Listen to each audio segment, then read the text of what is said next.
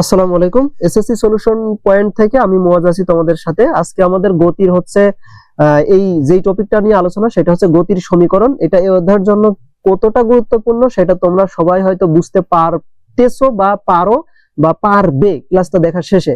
এখন তোমাদের একটা কথা বলি, গতির সমীকরণে আমরা কয়েকটা রাশি সম্পর্কে অলরেডি কিন্তু মানে আগেই জেনে এসেছি এই অধ্যায়ে। সে যেমন হচ্ছে বেগ, তারপরে সরণ, তারপরে কি ত্বরণ, এগুলো সম্পর্কে কিন্তু আমরা আগে জেনে এসেছি এবং আমরা জানি এগুলো সব ভেক্টর রাশি।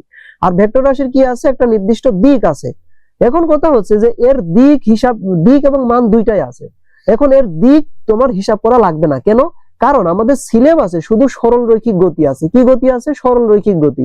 মানে তোমার সিলেবাসে শুধুমাত্র ওই গতিগুলোই আছে যারা সরল রেখায় চলে। হ্যাঁ, মানে সরল রেখায় চলবে এমন গতি আছে। যত ম্যাথ আসবে সবকিছুই সরল রেখা বরাবর গতিশীল আসবে, আঁকা বাঁকা পথে গতিশীল এরকম আসবে না। হয়তো বলতে পারে একটা বাস যাচ্ছে বা একটা গাড়ি যাচ্ছে এত বেগে, তাহলে ধরে নিব ওই বাসটা সরল রেখা বরাবরই যাচ্ছে। বুঝতে পারছি? কারণ সরল রেখা বরাবর গতিশীল, এটা মানে ওই সরল রেখা বরাবর গতিশীল না হলে যে গতির সমীকরণ যেগুলো তোমার সিলেবাসে আছে এইগুলো দিয়ে ক্যালকুলেশন করা সম্ভব না, যদি সেটা সরল রেখা বরাবর গতিশীল না হয়। বুঝতে পারছি? তাহলে সরল রেখা বরাবর গতিশীল সব, তাই দিক নিয়ে আমাদের কোনো টেনশন নেই। কেন? কারণ সব ওই সরল রেখা বরাবর গতিশীল। তাহলে আমাদের ভাবতে হবে এদের মান নিয়ে শুধু। বুঝাইতে পারছি? আচ্ছা, প্রথমে আমরা দেখব যখন কোনো কিছু সরল রেখা বরাবর গতিশীল হয়, মনে করো একটা গাড়ি 2 মিটার পার সেকেন্ড বেগে গতিশীল, 2 মিটার পার সেকেন্ড বেগে গতিশীল। হ্যাঁ, এর বেগ মনে করো বেগ বাড়তেছে না। শুরুতে বেগ ছিল 2, আবার ওই অনেক মনে করো এখানে 2 বেগে যাত্রা শুরু করলো, আবার এইখানে এসেছে এইখানেও 2, এইখানেও বেগ কত? 2। তো টি সময় পরে দেখো শুরুতে বেগ 2 ছিল, আবার টি সময় বেগ পরেও কত? বেগ হচ্ছে 2। তার মানে কি বেগ কিন্তু বাড়তেছে না, মানে বেগের কোনো পরিবর্তন হচ্ছে না। এই সময় কি হয়? এই সময় বেগের যদি পরিবর্তন না হয়, আমরা বলেছি বেগের যদি পরিবর্তন না হয় মানে বৃদ্ধিও হয় না আবার হ্রাসও পায় না, তাহলে এই ঘটনাটাকে আমরা কি বলি? সমবেগ বলি। কি বলি? সমবেগ বলি। মানে ওইখানে ত্বরণ কত? ত্বরণ 0। তাহলে এই ঘটনাকে আমরা বলি যে সমবেগ বা এখানে ত্বরণ 0। তো এই ক্ষেত্রে যদি আমরা হচ্ছে এই গাড়িটার অতিক্রান্ত যে সরণ, মানে সে যতটুকু পথ অতিক্রম করেছে, হ্যাঁ, যেহেতু সরল রেখা বরাবর গতিশীল, তাহলে এই অতিক্রান্ত দূরত্বটাকে আমরা কি বলতে পারবো? এই অতিক্রান্ত দূরত্বটাকে আমরা সরণ বলতে পারবো। বুঝতে পারছি? যেহেতু সরল রেখায় যাচ্ছে সেহেতু দূরত্ব আর সরণ কি সমান, দুইটার মান একই। তাহলে এখন দেখো, তাহলে এই যে অতিক্রান্ত দূরত্ব বা সরণ, সেইটাকে যদি আমরা এস দিয়ে প্রকাশ করি, তাহলে এই এসটা কত সেটা আমরা বের করব। একটা জিনিস খেয়াল করো, এই বেগ মানে কি বলতো? বেগ মানে হচ্ছে কোনো কিছু নির্দিষ্ট দিকে একক সময়ে যতটুকু দূরত্ব অতিক্রম করে সেটা হচ্ছে তার বেগ। আর সূত্রটা কি ছিল? বেগ মানে হচ্ছে সরণ ভাগ সময়, তাই তো? এই যে সরণ ভাগ সময়, দেখো মানে একক সময়ে কতটুকু সরণ হচ্ছে। এখন কোনো কিছুর বেগ যদি 2 মিটার পার সেকেন্ড হয়, এই কথার মানে হচ্ছে এর সরণ হচ্ছে 2 মিটার প্রতি 1 সেকেন্ডে। এই যে দেখো, এটার সাথে তুলনা করো, এটার সাথে তুলনা করো, সরণ কত? 2 মিটার, আর সময় কত? 1 সেকেন্ড। তাহলে একক সময়ে তার সরণ হচ্ছে কতটুকু? 2 মিটার। বুঝতে পারছি? তাহলে এই গাড়িটা প্রতি সেকেন্ডে 2 মিটার করে যাচ্ছে, প্রতি সেকেন্ডে 2 মিটার করে যাচ্ছে, এইটাই হচ্ছে তার বেগ। বুঝতে পারছি? আচ্ছা, একক সময়ে সে 2 মিটার করে যাচ্ছে। এখন বলো তো, যদি এইখানে একক সময়ে দেখো একটা জিনিস খেয়াল করো, যদি 1 সেকেন্ডে সে 2 মিটার যায়, হ্যাঁ, একটু সহজ হিসাব, 1 সেকেন্ডে যদি একটা গাড়ি 2 মিটার যায়, তাহলে বলো তো টি সেকেন্ডে কয় মিটার যাবে? টি সেকেন্ডে যাবে 2 মিটার ইন্টু কত? 2 মিটার ইন্টু টি সেকেন্ড, তাই না? মানে 2 মিটার ইন্টু কত? ইন্টু হচ্ছে টি সেকেন্ড, তাই না? এত মিটার যাবে না? বুঝাইতে পারলাম কি? 2 মিটার ইন্টু টি সেকেন্ড যাবে না? আশা করি বুঝছে। 1 সেকেন্ডে যায় 2 মিটার, তাহলে টি সেকেন্ডে কয় মিটার যাবে? 2 ইন্টু টি। 2 ইন্টু টি কিনা? হ্যাঁ, 2 ইন্টু টি মিটার যাবে। এখন তুমি একটা জিনিস খেয়াল করো যে এখন একটা জিনিস খেয়াল করো, সেটা হচ্ছে যে এই যে 2, এই 2টা কি ছিল? এই 2টা দেখো এই বেগ ছিল, আর টিটা কি ছিল? টিটা হচ্ছে এই অতিক্রান্ত সময় ছিল, তাই তো? অতিক্রান্ত সময়। তাহলে তুমি আমি বলতে পারি না এর যে মোট দূরত্ব, মানে টি সময়ে যে মোট দূরত্ব 1 সেকেন্ডে যদি 2 মিটার যায়, তাহলে টি সেকেন্ডে মোট যাবে কত? ওই যে 2 ইন্টু কত? 2 ইন্টু টি। তার মানে আমি বলতে পারি 2টা যেহেতু বেগ, তাহলে বলতে পারি ভিটি। এই জন্য সমবেগের ক্ষেত্রে অতিক্রান্ত দূরত্ব এস ইকুয়াল টু কত? এস ইকুয়াল টু হচ্ছে ভিটি। বুঝতে পারছি? এই হচ্ছে সমবেগের ক্ষেত্রে অতিক্রান্ত সরণ বা দূরত্ব বের করার ফর্মুলা। বুঝতে পারছি? আচ্ছা, সরি।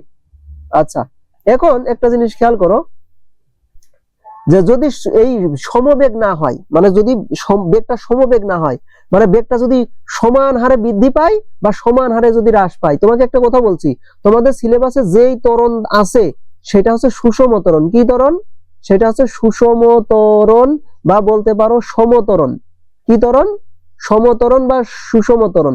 তোমার সিলেবাসে শুধু এইটা আছে, দুইটা একই কথা, সুষম ত্বরণ বা সমত্বরণ। সুষম ত্বরণ বা সমত্বরণ না হলে তোমার বইয়ে যত সূত্র আছে একটাও খাটবে না। বুঝতে পারছি? এখন আসি যে সুষম ত্বরণ কি। সুষম ত্বরণ কিন্তু গতদিন বলে দিছি যে ত্বরণের মান চেঞ্জ হবে না। কোন গাড়ি চলতেছে, তার ত্বরণ যদি 2 মিটার সেকেন্ড ইনভার্স 2 হয়, তাহলে তার ত্বরণ সবসময় এই 2ই থাকবে। ত্বরণের মানটা কি হবে না? ত্বরণের মানটা চেঞ্জ হবে না। তাহলে সমত্বরণ মানে কি? সমান ত্বরণ, মানে এইখানে ত্বরণটা হচ্ছে কনস্ট্যান্ট, ত্বরণটা হচ্ছে ধ্রুবক, ত্বরণটা চেঞ্জ হবে না, ত্বরণ সবসময় একই থাকবে। এখন ত্বরণ মানে কি? ত্বরণ মানে বেগ বৃদ্ধি পাওয়া। এই যে কোনো কিছু ত্বরণ 2 মিটার, এই কথার মানে কোনো কিছুর আদি বেগ যদি 0 হয়, তাহলে 1 সেকেন্ড পরে তার বেগ হবে 2, দ্বিতীয় সেকেন্ডে তার বেগ হবে 4, তৃতীয় সেকেন্ডে তার বেগ হবে হচ্ছে 6, তারপরে সেকেন্ডে বেগ হবে 8, মানে প্রত্যেক সেকেন্ডে 2 করে বাড়বে। মানে ত্বরণ 2, এই কথার মানে বেগ প্রত্যেক সেকেন্ডে কত করে বাড়বে? 2 করে বাড়বে। তাহলে কোনো কিছুর ত্বরণ যদি 5 হয়, তাহলে এই কথার মানে কি বলতো? এই কথার মানে প্রত্যেক সেকেন্ডে তার বেগ 5 করে বাড়বে। বুঝতে পারছি? আর আমরা জানি যে সুষম ত্বরণ আবার মন্দন হয় কখন? যখন ত্বরণ নেগেটিভ হয়, তখন সেটাকে আমরা মন্দন বলি। তো যদি কোনো কিছু ত্বরণ থাকে যে -5 মিটার সেকেন্ড ইনভার্স 2, এই কথার মানে ওই গাড়ির বেগ প্রতি সেকেন্ডে 5 করে কমবে। প্রতি সেকেন্ডে কত করে কমবে? 5 করে কমবে। এইটাকে আমরা বলি হচ্ছে সুষম মন্দন। এটাকে কি বলি? এটাকে বলি সুষম মন্দন বা সমমন্দন। এখন কথা হইলো, যদি কোনো কিছু সমত্বরণে চলে, হ্যাঁ, সমত্বরণে যদি চলে বা সুষম ত্বরণে যদি চলে, তাহলে তার ক্ষেত্রে অতিক্রান্ত দূরত্ব কত হবে? তার ক্ষেত্রে অতিক্রান্ত দূরত্ব s = vt হবে। s = কি হবে? vt হবে। কিন্তু দেখো, আগে কি ছিল? সমবেগ যখন ছিল তখন এই শুরুতে বেগ যত ছিল শেষেও বেগ তত ছিল। কিন্তু সুষম ত্বরণের ক্ষেত্রে দেখো প্রত্যেকটা পয়েন্টে বেগ কিন্তু বাড়তেছে, প্রত্যেকটা পয়েন্টে বেগ বাড়তেছে, তাই না? তাহলে প্রত্যেকটা পয়েন্টে যেহেতু বেগ বাড়তেছে, সেহেতু কিন্তু আমি এখানে একটা নির্দিষ্ট একটা বেগ বসাইতে পারবো না। দেখো এখানে কিন্তু সব জায়গায় বেগ সেম ছিল, সেজন্য আমরা শুধু ওই একটা বেগে এখানে বসাই দিছি। আর এইখানে কি? এইখানে দেখো এই ক্ষেত্রে দেখো সমত্বরণের ক্ষেত্রে প্রত্যেকটা পয়েন্টে বেগ বাড়তেছে। যেহেতু প্রত্যেক পয়েন্টে বেগ পরিবর্তন হচ্ছে, তার মানে এইখানে কিন্তু কার নির্দিষ্ট একটা বেগ আমি বসাতে পারবো না। তাহলে এইখানে আমাকে কি করতে হবে? এই যে প্রত্যেক পয়েন্টে যত করে বেগ বাড়তেছে, ওই সবগুলো পয়েন্টের জন্য বা প্রত্যেকগুলোর একক একক সময়ে কতটুকু করে দূরত্ব অতিক্রম করতেছে, সেই সবগুলো দূরত্ব বের করে যোগ করলে আমার এই টোটাল দূরত্ব বের হবে। বুঝতে পারছি? কারণ এক একটা পয়েন্টে বেগ তো আলাদা আলাদা। তাহলে এই ক্ষেত্রে আরেকটা কাজ করতে পারো, সেটা হচ্ছে, মানে সহজ হিসাব বলি, সেটা হচ্ছে যে এই যে s = vt, তো এটা আমরা একটু সহজ ভাবে বের করতে পারি। আমরা ওই কঠিন ভাবে বের করব না যে প্রত্যেক পয়েন্টের দূরত্ব কত সেটা বের করে আমরা প্রত্যেক ওই যে ছোট ছোট বেগের জন্য কতটুকু করে দূরত্ব যাচ্ছে সেইটুকু সবগুলো যোগ করলে যে সরণ হবে, ওইভাবে আমরা বের করব না। ওইভাবে করার জন্য ক্যালকুলাস লাগে। সেই ক্যালকুলাসটা এখন আমাদের সিলেবাসে নাই, ওইটা আমরা ইন্টারেজে শিখবো। এখন আমরা সহজ ভাবে শিখবো। সেটা কি? সেটা হচ্ছে এইখানে আমরা একটা গড় বেগ নেব। মানে দেখো এইখানে প্রত্যেক পয়েন্টে কি বেগ বাড়তেছে না? তো সবগুলো বেগ না নিয়ে আমরা কি করব, এই যতগুলো বেগ বাড়তেছে ওই সবগুলো বেগের যদি আমরা একটা গড় বেগ নিতে পারি, তাহলে সেই গড় বেগ দিয়ে যদি সময়কে গুণ করি, তাহলে আমরা অতিক্রান্ত সময়টা পাবো। এখন কথা হচ্ছে এই গড় বেগটা আমরা কিভাবে নিব, কারণ প্রত্যেক পয়েন্টেই তো বেগ আলাদা আলাদা। এখন একটা সহজ নিয়ম বলি, যে এই ত্বরণ যখন এরকম সুষম থাকে, মানে একদম সমান হারে বৃদ্ধি পায় বা সমান হারে হ্রাস পায়, তখন একটা সিস্টেম করলে গড় বেগ সহজে বের করা যায়। সেই সিস্টেমটা কি? সেই সিস্টেমটা হচ্ছে সুষম ত্বরণের ক্ষেত্রে গড় বেগের সহজে বের করার নিয়ম হচ্ছে, তুমি যদি একদম এই যে শুরুর বেগ আর একদম শেষের বেগ দুইটাকে যদি গড় করো, শুরুর বেগকে তুমি যদি আদি বেগ ইউ ধরো আর শেষের বেগকে যদি তুমি শেষ বেগ ভি ধরো, এই দুইটাকে যদি গড় করো, গড় করা মানে কি?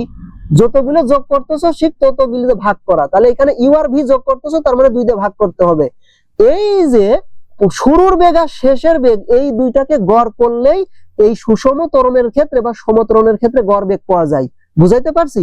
তাহলে সমত্বরণের ক্ষেত্রে গড় বেগ বের করার সহজ নিয়ম হচ্ছে আদি বেগ আর শেষ বেগের গড় বের করা, তাহলেই তুমি গড় বেগ পাবা।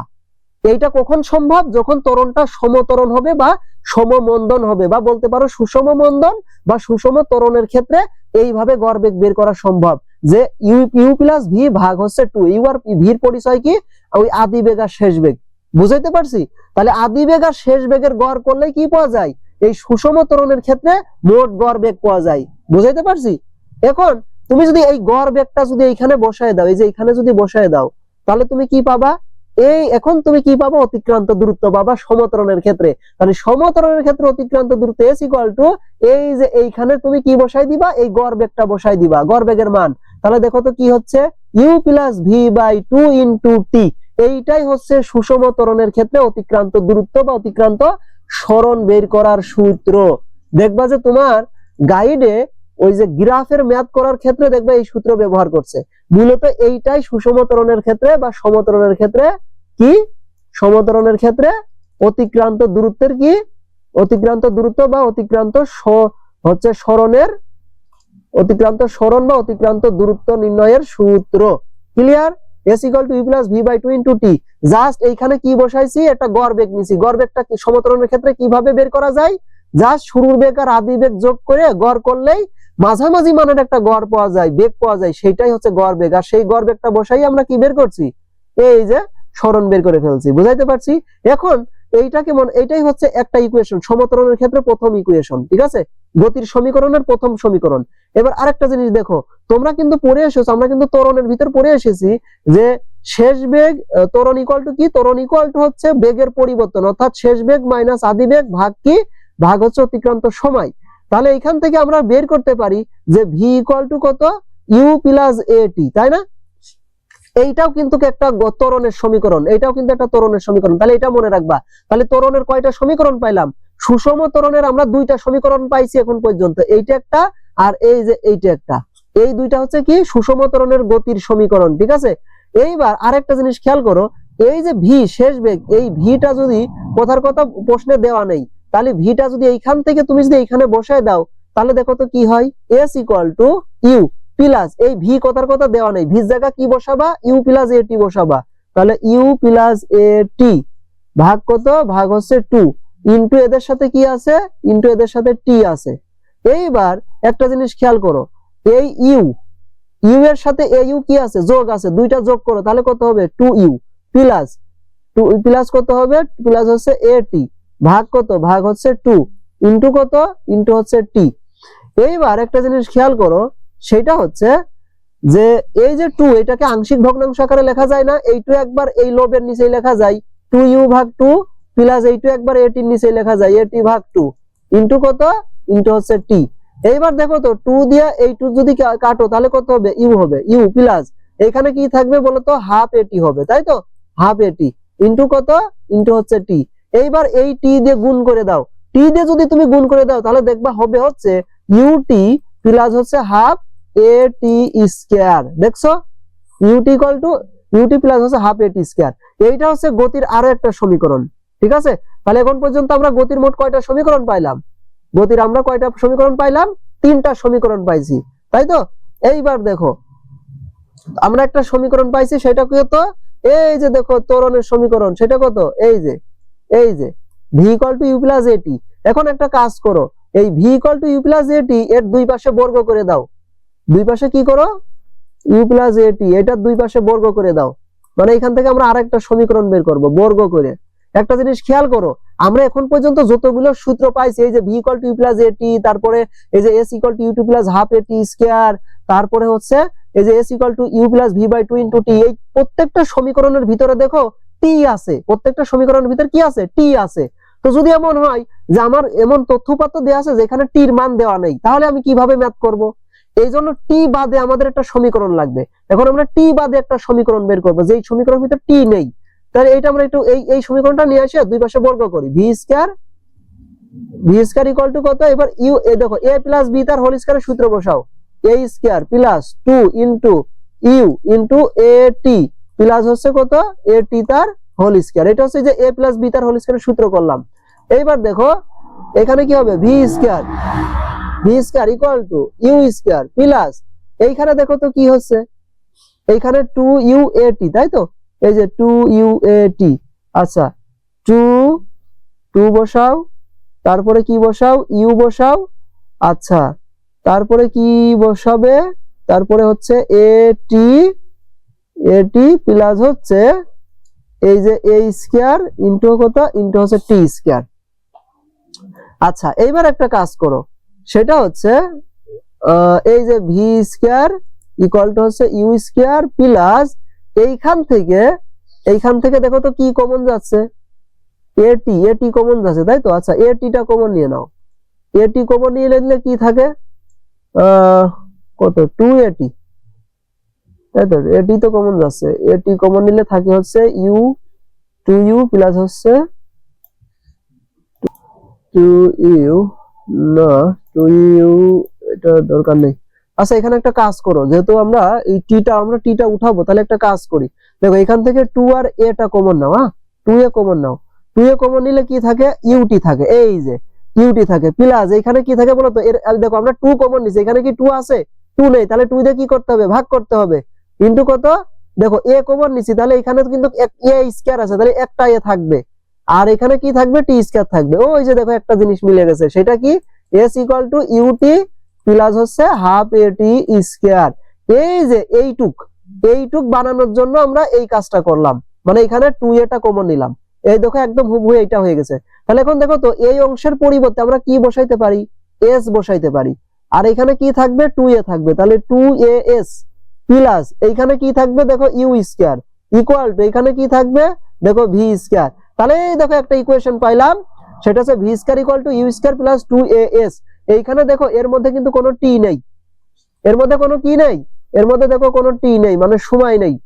তাহলে সময় যদি না দেয়া থাকে তুমি এই ইকুয়েশন ব্যবহার করে করতে পারবা, ম্যাথ করতে পারবা।